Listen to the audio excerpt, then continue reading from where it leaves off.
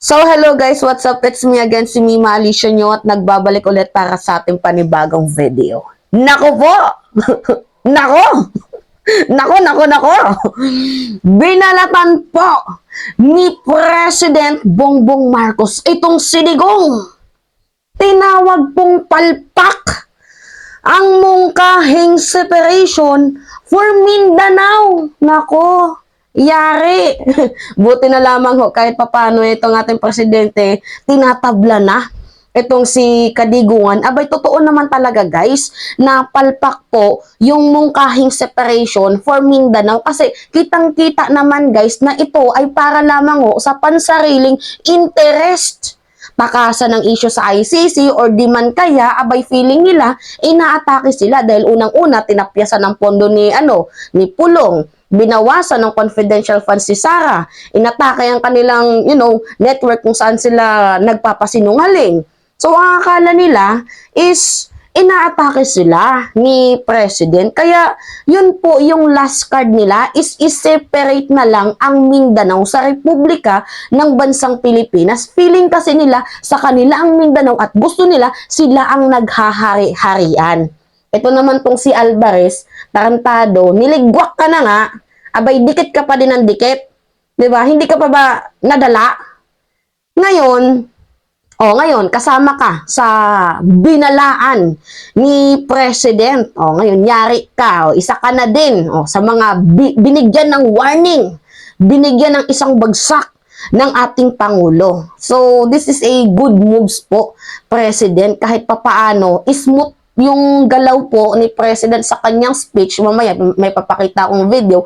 At the same time, nagkakaroon na din po ng kamay na bakal itong ating Pangulo. Kasi si Pangulong Bongbong Marcos, pinaglalaruan lang nila eh. Ang akala kasi ata nila, kaya nilang bilugin si President kasi hindi nagsasalita. Tahimik lang. Hindi nila alam na pag bumana to, talagang isang bagsakan lang. So ngayon guys, may nabanggit din po ang ating presidente na kapag hindi nyo yan tinigil, pwede kayong makasuhan ng kasong kriminal. O, 'di ba? Kung hindi man kayo madali sa ICC, madadali naman kayo for criminal violation.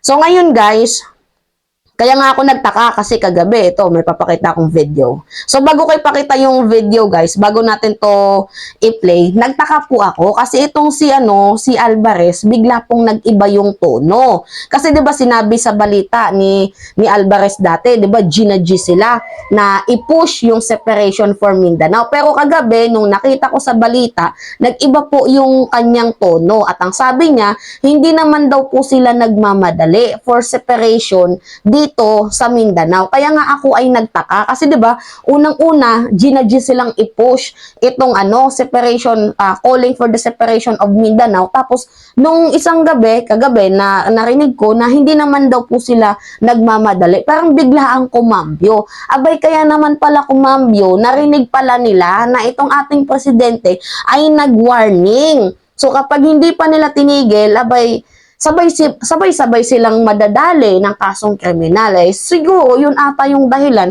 kung bakit sila kumambyo. Nag-iba ang tono, about dito sa separation ng Mindanao. Okay, panoodin natin tong video kasi totoo naman guys, labag po yan sa ating konstitusyon. So, binibigay lang po ni President Bongbong Marcos yung dapat na ibagsak sa kanila kasi mali po talaga ang kanilang ginagawa. Hindi po tinotolerate ng ating presidente yan. Kasi 'di ba unang-una kung matatandaan nyo guys, pinapaglaban ni President Bongbong Marcos ang ating teritoryo. To the point ngayong sa West Philippine Sea, sinabi niya wala siyang ni isang teritoryo ang i-give up.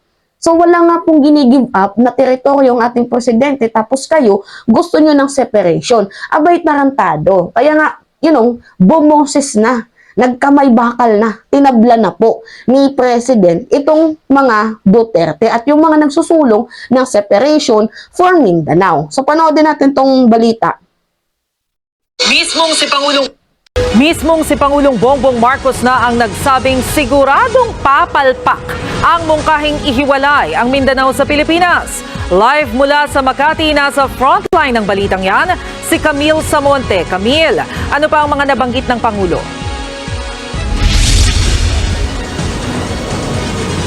Maset sa tahasang sinabi ni Pangulong Bongbong Marcos na mabibigo ang isinusulong na ihiwalay ang Mindanao dito sa Pilipinas. Giit ng Pangulo, mali ang batayan ng mga nagsusulong ito at insulto ito sa saligang batas.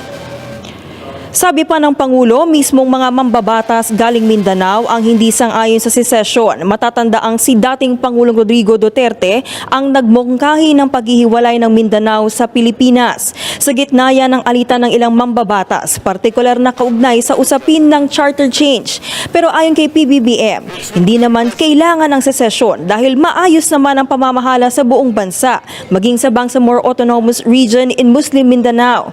Nananawagan din ng Pangulo na itigil ang mungkahing ito dahil malaking paglabag ito sa saligang batas.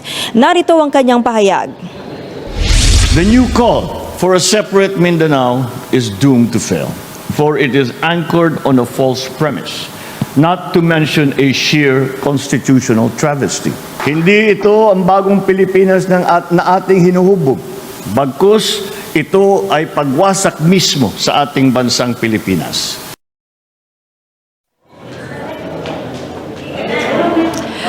Sinabi rin ni Pangulong Marcos na hindi kinikilala ng konstitusyon ang karapatang magrebelte at may katumbas itong kasong kriminal. Yan muna ang latest update. Balik sa inyo. Maraming salamat, Camille Samonte. Yan po. Hoy. Ayun po ang sabi ng ating Pangulo. Kita nyo? Hindi po kinikilala ng konstitusyon ang karapatang magrebelde at may katumbas itong kriminal. See? Smooth nga lang guys, pero malalim po ang hugot niyan. Kaya siguro kumambyo na. Ay nagbawas-bawas na ng tapang itong si Alvarez at si Digong at nilinaw nila na hindi naman daw po sila nagmamadali para sa separation ng Mindanao at idadaan daw po nila ito sa legal na pamamaraan. Natakot. Kasi nga 'di ba guys, kagaya ng sinabi ko sa inyo, imagine itong ating presidente, pinaglalaban niya po ang ating teritoryo or ating bayan laban dito sa mga dayuhan na gustong umangkin sa sarili nating teritoryo. Pinaglalaban niya po yan, guys. Tapos, ganito lang yung gusto nilang gawin. Magkaroon ng separation. Kung hindi ba naman mga tarantado? Kasi guys, ganito lang naman kasi yung feelings ko lang ha.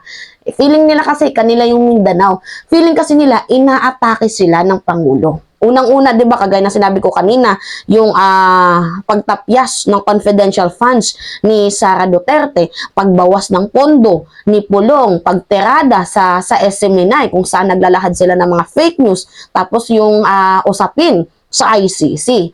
Akala ata kasi nila sa pamamagitan ng mga yon ay tinitirada sila ng ating Pangulo. Pero hindi nila alam, this is a fair and balance ang ginagawa ng ating presidente para dito sa bansang Pilipinas. Kasi nga, 'di ba, sabi ko sa inyo, sa speech ng Bagong Pilipinas ni President Bongbong Marcos, bawal sa Bagong Pilipinas ang naghahari-harian at nagsisiga-sigaan. So, I think, last card na lang talaga nila is, i-separate ang Mindanao sa Republika ng Pilipinas para magawa nila yung gusto nila.